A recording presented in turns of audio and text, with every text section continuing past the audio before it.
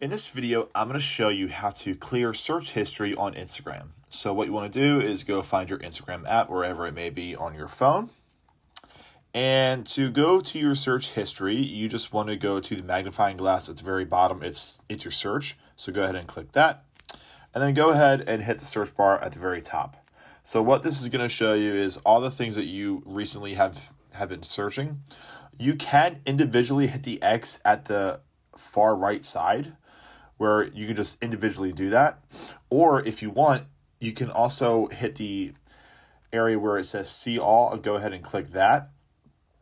And then you can clear all at once, and then it'll ask you to confirm. You won't be able to undo this, and you just hit clear all, and that's it. That's how you would go about clearing out your search history on Instagram.